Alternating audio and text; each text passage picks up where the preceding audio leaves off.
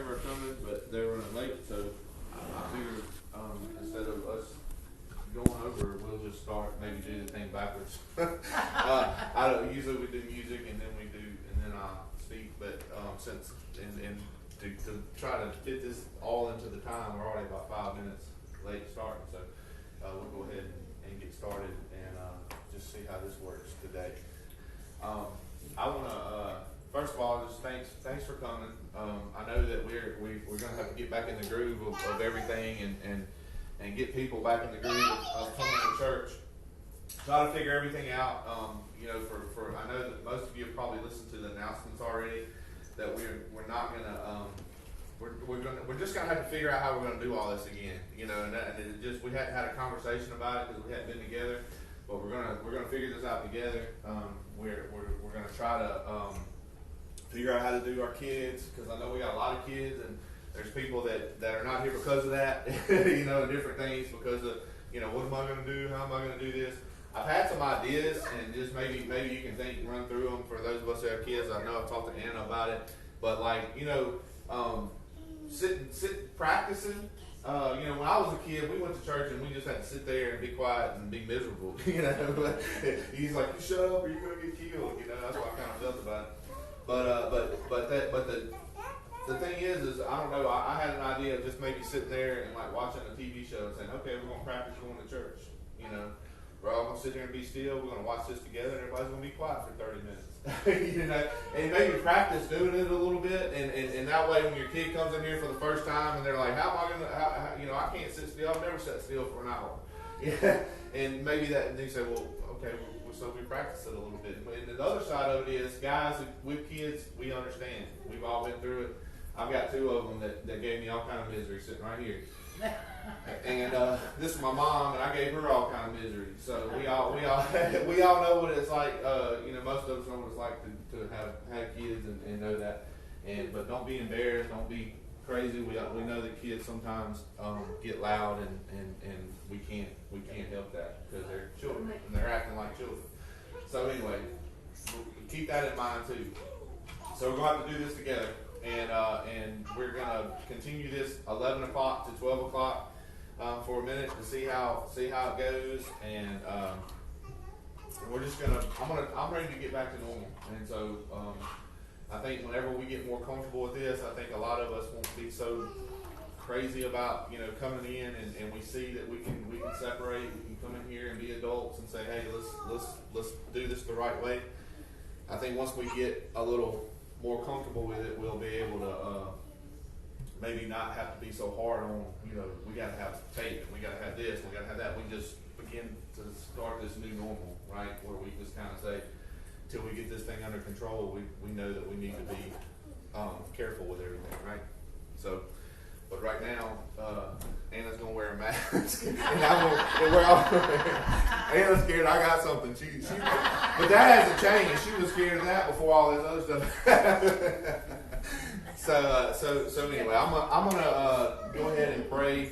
If you do does anybody have any questions about anything or anything concerns or anything like that? We got a minute. It's not many of us here, so we can kind of figure this out. If you got any questions, nobody. Okay, everybody. The announcement we made was pretty clear and everything's okay. Good. All right, so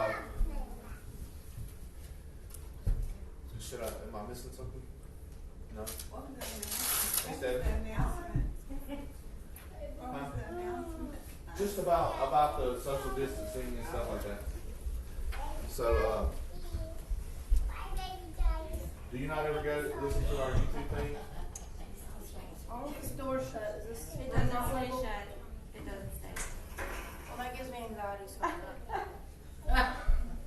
got a plan that day. If I got time for that.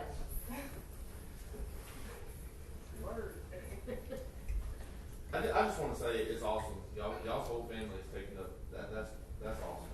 I just want to point that out. Yeah, you know what I'm saying? Praise God. Yeah. Whenever you start wondering, what was God thinking? Remember His day, right?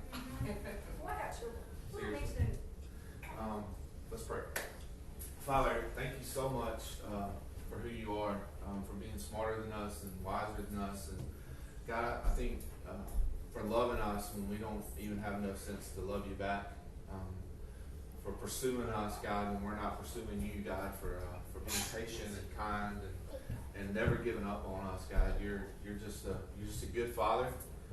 You're the perfect example of a good father, a very sacrificial, very loving, very uncompromising father who has this crazy radical love for us. And God, we thank you for that this morning. We thank you for who you are, for everything you've been in every one of our lives, even if we haven't even recognized it, God. We thank you for being here today. We thank you for your presence, for who you are, and what you're going to do in our lives. Just us sitting this time aside, as short as it may be, in the midst of all the things that are going on in our world, God, we know you can do amazing things in seconds. So God, we give you this time in our lives. I pray that you help us to begin to focus and see you again. I know a lot of us have been away from our routine of seeking you out and our routine of preparing and anticipating meeting with you weekly. So God, I pray that you do what only you can do. You get us ready to meet with you. That you help us hear your voice. That you help us see your face today. That you help us understand what you're trying to say and what you want to say to us. Father, we give you this time. That's all I can say. And God, I pray that you have your way. Holy Spirit, come. Holy Spirit, fill this place. Fill our voice. Fill our prayer. Fill our song. Fill everything that we do in this place, God, with your Spirit.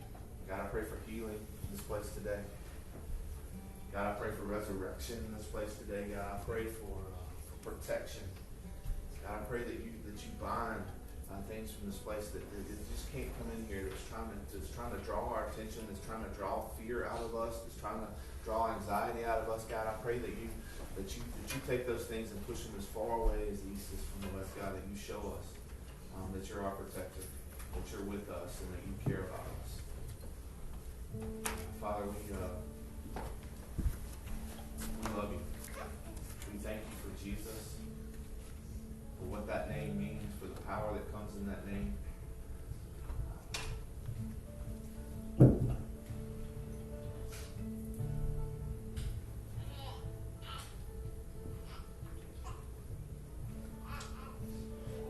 Thank you, Lord. It's in Jesus' name we pray. Sorry, Go ahead. we jingled when we came in. Y'all ready? Yeah, we're ready. It worked out. Just doing them good old 15-minute prayers like you will be there.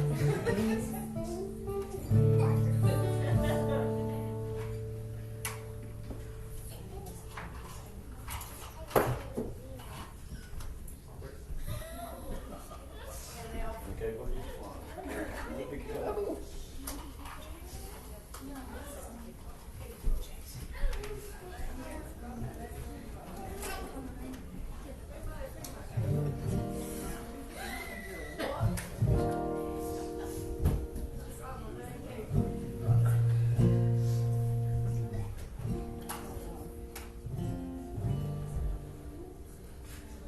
Knock the dust off of it.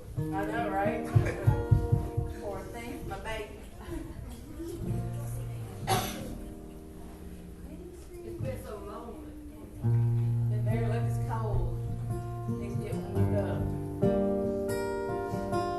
Big karaoke in here.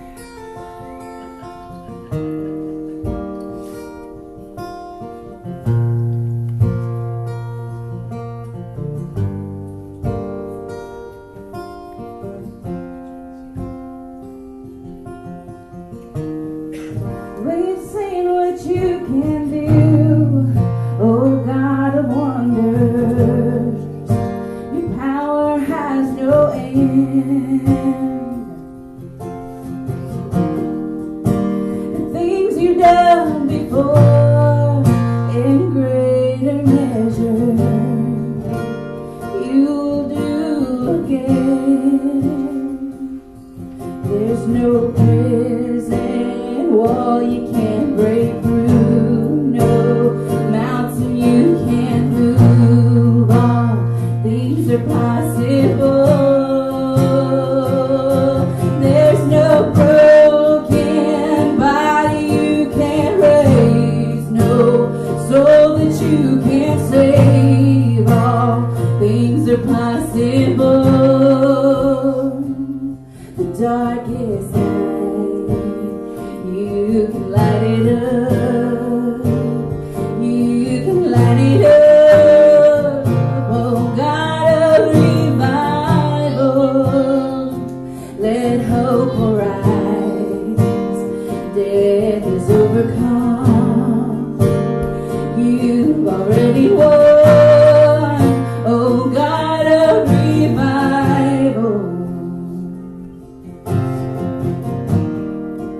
You rose in victory. Now you're seated forever on the throne. So why should my heart fear what you defeated? I will trust in you alone. There's no prison wall you can't break through, no mountain you can't move. All things are possible. There's no broken body you can't raise, no soul that you can't save. All things are possible. Darkest night, you can light it up. You can light it up. Oh God of revival, let hope arise. Death is overcome, and you've already won.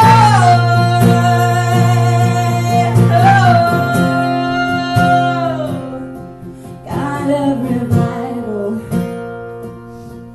God of revival, oh God of revival.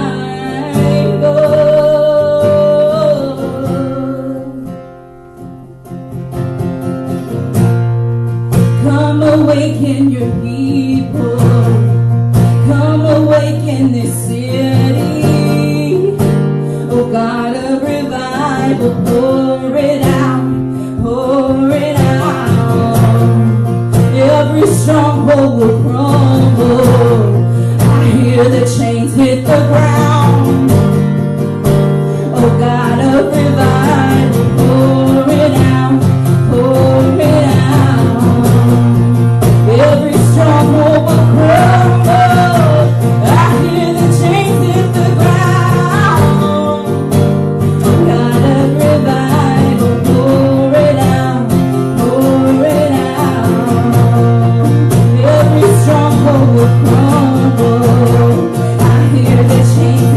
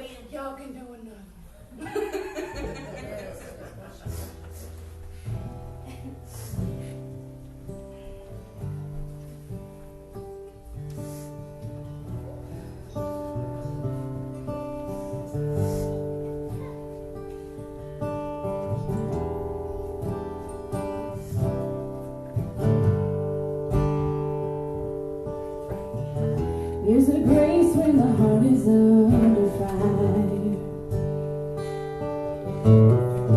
Another way when the walls are closing in. And when I look at the space between where I used to be and this reckoning, I know I will never ever be alone. There was another in the fire, standing next to me. There was another in the water, holding back the seas. And should I ever need reminded of how I've been set free, there's a cross that bears the burden where another died for me. There is another in the fire. Oh, there is another in the fire. Oh,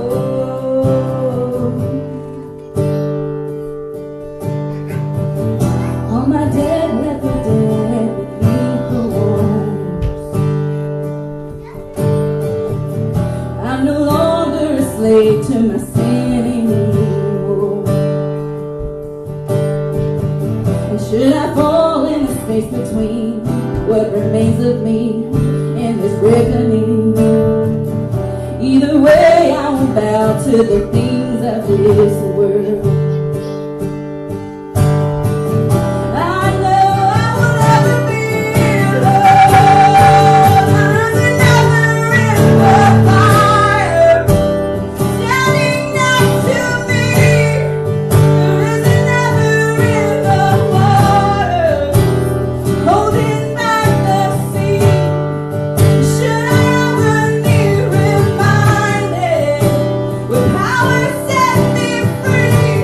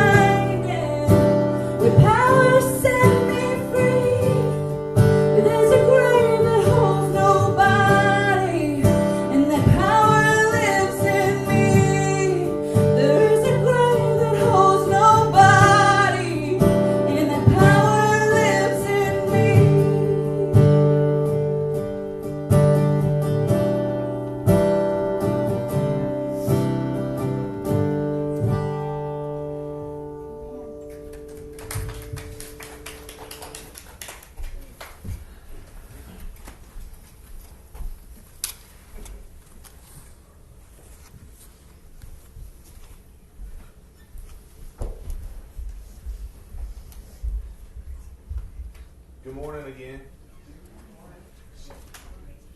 Smile, sir. Thank you.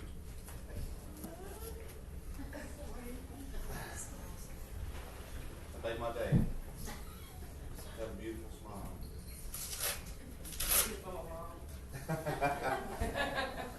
You always smile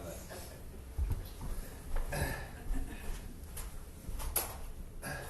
Well, this is absolutely the longest I've been without standing in front of a group of people since I've been a Christian. Well, I don't know about since I've been a Christian, but since I've been in the ministry for sure. So I'm excited to be back here doing this. I love it. I love talking about Jesus.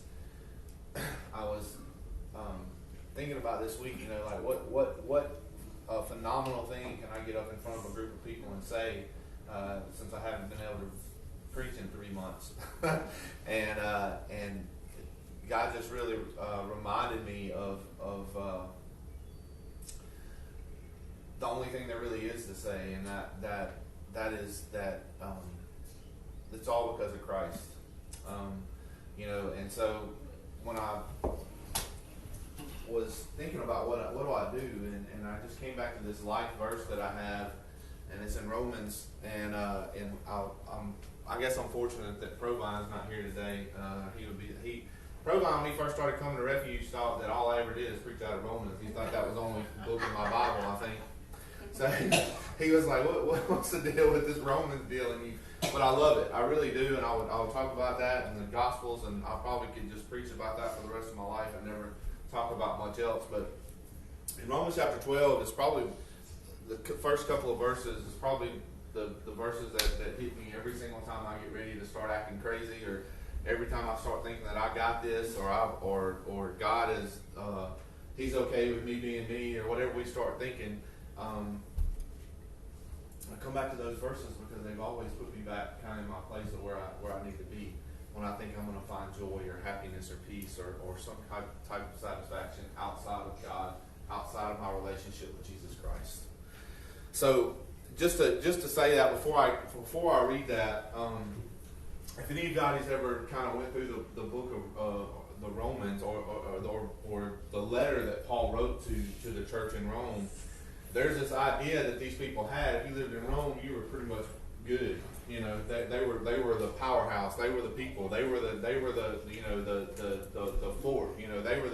They were better than kind of everybody else, kind of thing.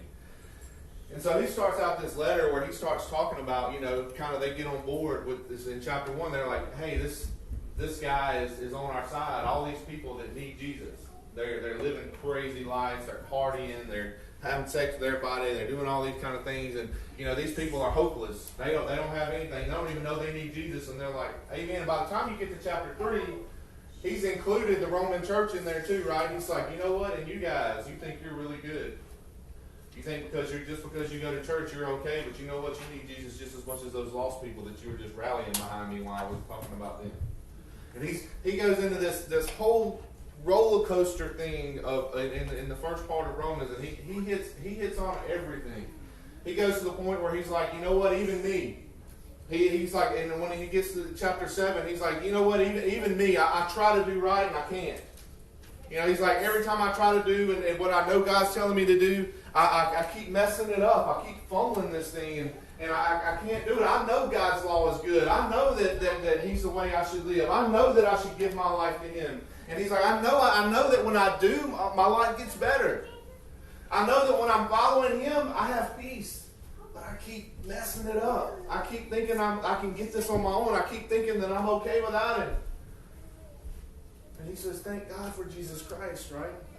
Because He keeps bringing me back. His blood keeps covering my sins. His blood keeps being all that sustains me. And then in chapter 8, it starts talking about how we need to live by the Spirit of God. That if we don't have the Spirit of God, we have no hope, right? We're just like, how can we do this without Him? And then you start getting into some maybe some shaky ground for some people when it starts talking about God's selection of Israel.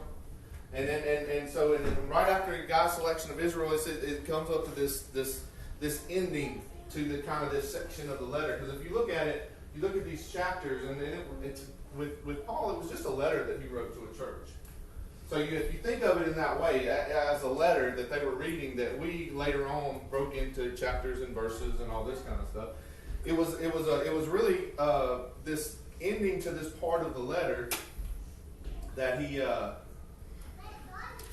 wrote to the church in Rome, and at the end of chapter 11, it says some pretty amazing things, and that's kind of where I want to start with actually reading the scripture today. At the end of chapter 11, in verse 33, it says this: "Oh, how great are God's riches! Oh, how great is God's riches, His wisdom and knowledge." And he said all of this stuff in this letter to them, and it's like, he's beating them down, he's lifting them up. He talked about how God loves them no matter what. You can't hide from God's love. God's going to love you no matter what. And then he says, how great is God's wisdom and knowledge and His riches. He's just making this statement to kind of summarize everything that he said. He's like, you know what? God's really smart. God's got everything. He owns everything. He controls everything. You know what? It's His. And this is the other thing. He just knows everything. And He knows what to do in every situation. He says how impossible it is for us to understand His decisions and His ways. Because, like I said, in this letter, we just went through some crazy things, and everything that they were talking about is just like this heart-wrenching thing. Like we said, we were singing, how could God love me? Why do you love me? How could you want me above all these other things? And you're like, and all the other questions that we have. God, why do you do this? God, why is, and we think about today in this time, and some of us sit at home. I think a lot of us probably have thought, what the heck is going on right now in our world? We have these sicknesses, and we have this crazy, everything going on. I can't even explain it all. So much stuff, and I don't even want to get into it. But you're like, you get wrapped up in it, and you're like, God, what are you doing? Where are you? Why is all this stuff happening? Why is it continuing? And then you can make it really personal, because there's things going on in every one of our lives, right? There's things that every one of us are struggling with. There's things that we don't understand why God won't take them away. We have desires that we can't get past. We have things that we just like Paul, right? We're just like, God, I know that your way is better than mine, but why do I keep choosing mine? And we're like, God, what are you doing right now? Just take this away from me. Remember Paul begging that? God, please take this thorn from my flesh. And he's like, you know what? My grace is sufficient. Again, as we say, keep swimming in that ocean of grace, because that's all you're ever going to get, because I need you to do that right now. And then it says, for who can know the Lord's thoughts? Who can? Who knows enough to give him advice? It's a question mark, and all of these are very rhetorical questions, right? We already, you already know the answer to that. God, do you need to give God advice? Give me control for 2 days in this place. It'd be terrible. Just trust me. All my wishes come true for 2 days. We can be hoping that shuttle goes to the moon really fast. It would be bad. Who knows? God, how many of us every day have things that we wish would have went differently? That we wish wouldn't have gone the way it had, wouldn't happen the way that it did? Decisions that we've made and decisions that we feel like God made. All of us, but he's asking a really crazy question. Do you think you can give God advice? No. And he says, who's given him so much? Here's our stance with God, right? God, I'm working really hard for you. I'm going to church, I'm praying, I'm reading my Bible, I'm doing my quiet time, I'm doing all this stuff, I'm giving to the church, I'm giving to ministry, I'm helping people out, I'm loving on people, I'm trying to help people stay out of trouble, I'm doing all these things. And then because that's a lot of our attitude when we're expecting something from God different than what we're getting. And it says, who has given him so much that he needs to pay it back? As we think about God,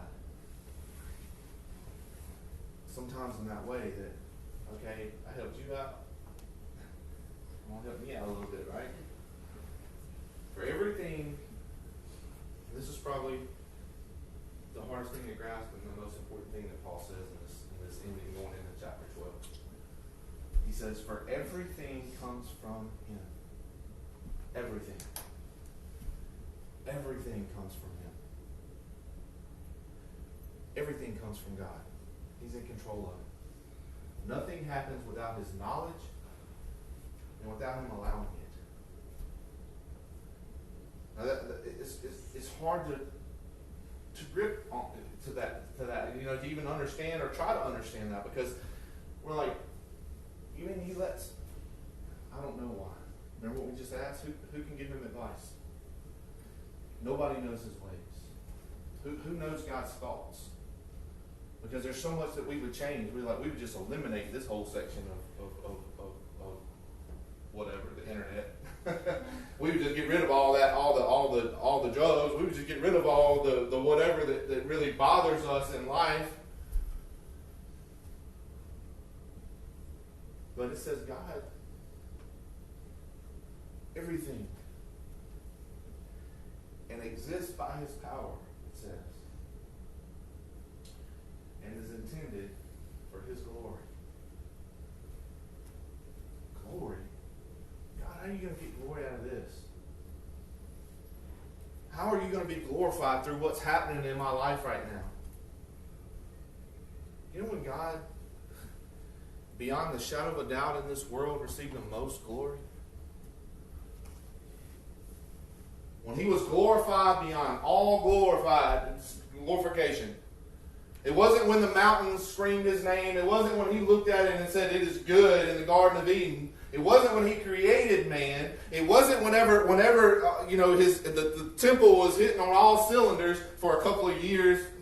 For the little bit of time man actually decided to recognize God. It wasn't any of that. When God was glorified most is when that blood was dripping from his son hanging on that cross. He said it is finished. And he died right there on that cross for our sins. And the glory of God shone brighter than it ever had in this world. And we ask, how can God be glorified through this pain? Through this suffering? Through this world and through everything that's going on? Because see, God sees something we don't see. God saw the resurrection, right? Not the victory that the world thought it had over his son. It never happened. And that's where God is in your situation and in these things that are going on in this world. God sees the resurrection. God sees the end game. He sees the result of the hardships that we're facing. He sees things that we would never even imagine to ask him for or know that he could possibly do. Especially through what we're dealing with. Right? So, Paul says that at the end of everything that he said and the roller coaster that he put him through. He basically says, hey, everything comes from him. Everything exists by his power. Everything is intended for his glory. All glory to him forever. Amen. And then it goes into this thing, and it says in some translations it says, so therefore. This translation, the New Living Translation says, and so. It's two big words, right? One big word, therefore.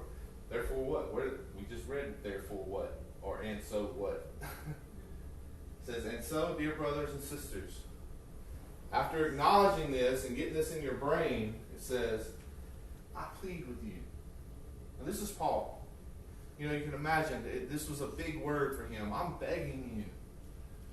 Please, guys, girls, all of you, please give your bodies to God because of all that he has done for you. Do we need to list that out? Everything comes from God. From being conceived to being knit together to breathing your first breath to your heart beating, every single time God controls that. Every time God controls that. It is under his control every single time your heart heart beats, every bit of energy you have, every hair on your head. He knows how many is there. Everything about you and everything about your life, God knows. And it's absolutely Jesus Christ, what He's done for you. It's absolutely the relationship you get with Him through belief in Christ that He's done for you. But it's everything that He's done for you. As I plead with you to give your bodies to God, because all that He's done for you. Let them be a living and holy sacrifice, the kind that is acceptable.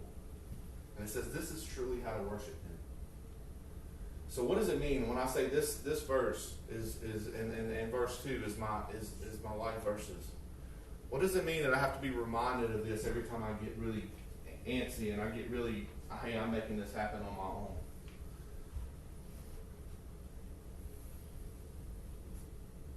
It means I've never made anything happen on my own. Right? You know, I believe 100% with everything in my being that I get to go be with God one day. I get to go see Jesus. I get to go see people that I've loved and things that I can't even imagine. I don't even want to try to explain because I don't know. I always say the biggest first word the biggest word in heaven's got to be, oh. I get why it's worth it now, right? I get why everything, you just sit there like, oh, never mind. I'm sorry, God. How did I? Let me just worship you for 10,000 years. You know, I mean, I think that's the attitude. I'm just like, you know, there's no way we can explain it. There's no way we can understand it. He's just God, and He created us, and He created us to be a specific thing in a specific way. So it says, I'm supposed to live as a holy and living sacrifice to Him. Giving Him my body and just say, hey, God, I know You give me everything. I know You created me. So what's up? This is how I worship You, right? I'm just going to listen to Your voice and say, okay. And every time I get out of line, I'm going to understand that You're going to bring me back. But there may be consequences for that, right? Maybe things that I have to go through.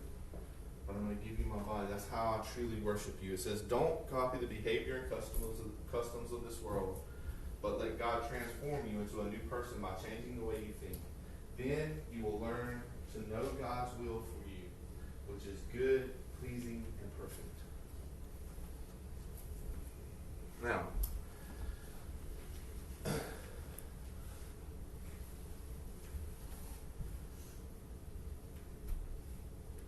I copy the behaviors and customs of this world.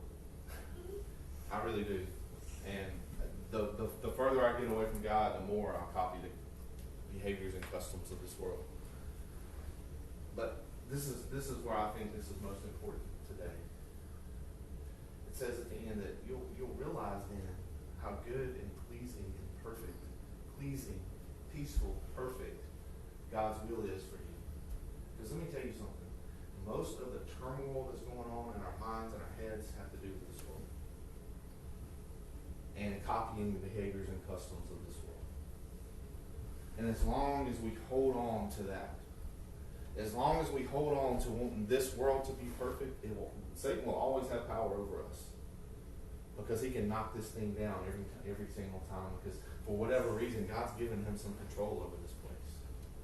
Although God is ultimately in control, He says, as long as you let the world control you, you're fragile. As long as you think you got to copy and the customs and behaviors of this world, you're very fragile. But the more you look at me and you change the way you think and you understand that this is more of an eternal being than it is a physical being, the less power this world has over you. The less power the circumstances of this world have over you. The less troubles of this world dwell in your heart, because you're focused on the cross. You're focused on God and His will for your life. So this is a reminder, I guess, in the best way of saying it, that we can't understand God. We sure can't understand what's going on in the world, and no matter how much you beat your head against the wall, you're not going to be able to change the world, because the world is not your permanent home. And if it is, you'll always be in turmoil because you're always worried about what's about to happen. And the more we let go of, the more we give to God, the more we say, God, you're actually in control. God, I actually believe that you care about me more than I can even care about myself or imagine. God, I know you care about my kids, my family. I know you care about everything more than I can ever care about them. And I trust you. There's two things that happen, right? First of all, we start feeling a little pressure to say, hey, maybe we should push this thing a little harder. And I'm being being really sarcastic with that, but you know what I'm saying. Maybe this really is important in our lives. Maybe this is really important for my kids to get. Because it says very clearly that there's only one way to heaven. And that's to accept Jesus Christ as my Lord and Savior, right? To actually believe in Him. That Jesus was the Son of God, that He died on the cross, that He rose 3 days later, and that He's heaven right now. And if I pray to Him and say I believe in Him, I confess with my mouth, and believe in my heart that I will be saved, that's really important all of a sudden, right? Because it's not about us, and God really is in control. And then the other thing that happens when we believe that and we start living towards that, the next thing that happens is we begin to have peace. Peace with things that are out of our control. Peace with things that have happened that we don't understand. And on this side of heaven, we probably never will. God gives us glimpses of things that happen, right? And results. But we don't really know because we still have hurt. And we still have worry. And we still have things that we're like, hey, we probably could have thought of a better way to do this. But God says, your thoughts aren't mine. Your ways aren't mine. I need you to trust me. And if you ever want peace, if you ever want contentment, if you ever want to feel like, hey, anybody remember, and I'm going to close with this, remember, like, as a kid, if you can, I barely can still remember that, but, like, as a kid, and I'm so sorry if you didn't have this place, but did you have a place as a kid that you just went and it was complete comfort? Can you remember back to that day? You might have been really young because you had to be naive enough to believe that there was nothing that was ever going to happen if you were in this place. Is anybody ever have something like that? You know, like whether it's a person or a house or a certain situation, it's nostalgia. You think about it, and you're just like, man, I haven't felt like that since then. Because something always happens and breaks us, right? And that's the unfortunate part of this world, that we figure out that there's not really a safe place. It was something that we thought, but we remember that feeling, that person. We could be around them and the whole world didn't matter. They could come after us, and maybe it was our dad or our granddad or a certain house or a certain something. But I can remember that as a kid, and I'm like, you know, it's like this place you could go to that was just safe.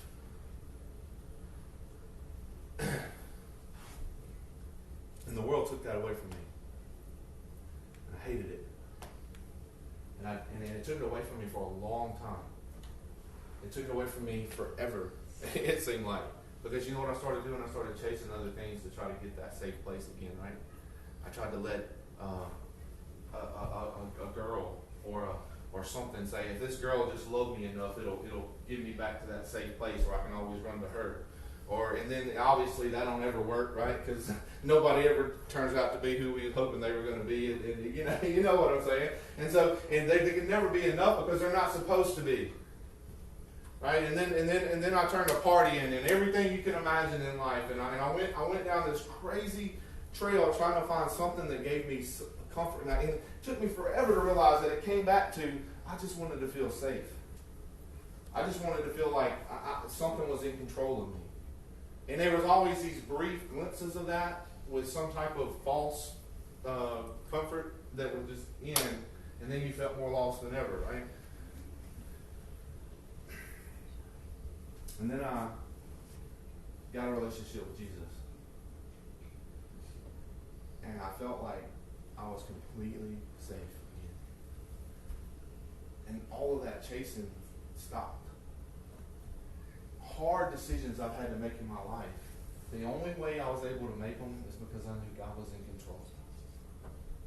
I mean, hard things that would have been way easier for me just to walk away, for me just not to do it, for me just not to have to deal with this anymore. So many different things. It was I knew where the trail went if I went another way. And God was so faithful to continue to remind me every time, John, you know where that path leads. Do you remember where I found you? Do you remember where you were when you came to me and asked, was I even there? And you remember what I brought you out of? Well, guess what? That's where that road's going, right there. That's where you're headed. And so I'm like, okay, God, as hard as it is, as much as I don't want to, I'm going to say yes. Okay? And then I'm back at that place of peace. Because I know I'm not in control anymore. God is. And I've given him my life. I don't want to be in control, folks. I'll make a mess of things that fast.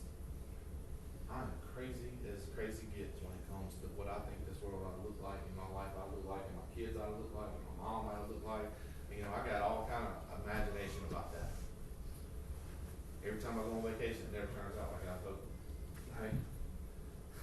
That never does. I'm the Griswold guy, you know. I am. It's not I got these big. I am. Yeah, This is I'm not a big. drill. I've got these big plans, and then I get upset because they don't turn out the way I'm making light of it. I'm here to tell you, with life, it happens too. So listen to me. The second thing that's got to happen is you got to realize that he's a good dad. He's completely in control. He wants to be, and he wants your problems. Quit feeling guilty taking your stuff to him. Quit feeling guilty not going in and feeling like you can't go in the back room and scream and cuss and yell at him as loud as you want to. At least he knows you know he's there. That's belief. Who are you yelling at? That wall? Are you crazy? Or are you talking to God? And then start yelling at Jesus too. Right?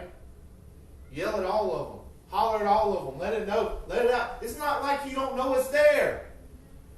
He knows that pain's there. He knows that anxiety's there. He knows that fear's there. So let it out. Confess it to him. Give it to him. And take the peace that he offers instead of that. Amen. You think God don't know you mad at him? You think God don't like to know that you don't like the situation that you're in? Okay. Take you to that safe place. So here I am, chasing after my dream or whatever it looks like, because I just feel like I'm chasing my tail in this world. I'll be honest with you. More money you make, the more money you spend. It's crazy. So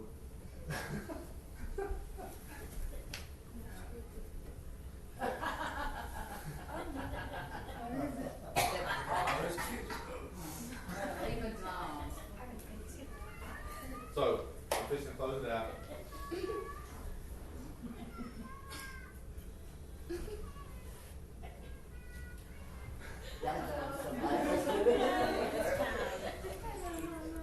The kids always let us know when it's time to go.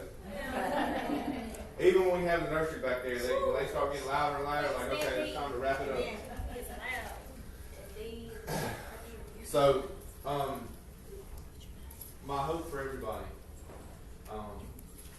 in what we're doing and everything that's going on, and look, there's been tragedy since we met, right? I'm not going to act like it's not there. God has got this, all right? I don't. I wish I had the words, but I don't. But this is what I know: God's Spirit can heal and restore and remind you that he's in control and give you peace. But the only way to do that is to start letting go of the control that you feel like you have to have. And that's one of the hardest things for a human to do. Because I struggle with it every day. To recognize that God's in control and not me. Father, thank you so much for this day. God, thank you for everybody that's here. God, I know that there's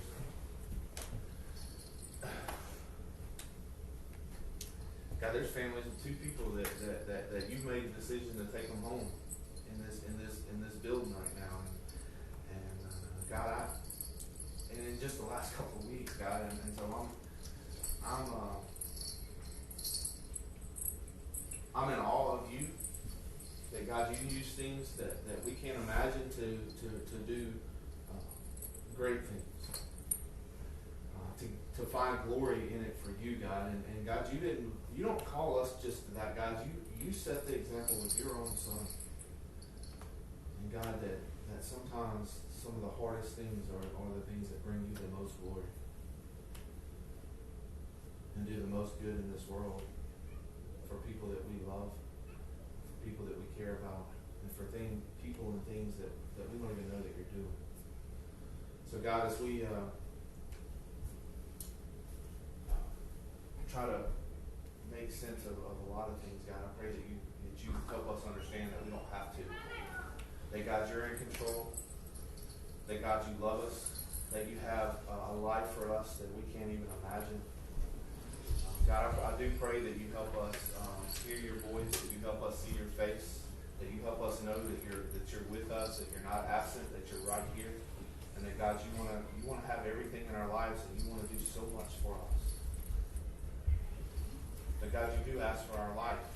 You do ask us to give you what we have as a living sacrifice, which is just saying, hey, here I am, God. What do you want with my life? God, you created us. You gave us everything. You continue to give us everything. So God, what do you want from us? What do you want us to do? God, I pray you speak that loudly. God, I do pray for comfort and I do pray for peace for this church, for these people in this church today. God, I pray that you help us figure out how to do this new thing that's going on, God. I pray that you guide us through it, that you remind us to continue to ask you what it is that you want us to do, that you continue to show us, and God, that you continue to be faithful to continue and complete this good work that you started with Refuge Church. Father, we love you so much. We thank you for this day. We thank you for everything you've done. This is in Jesus' name we pray. Amen.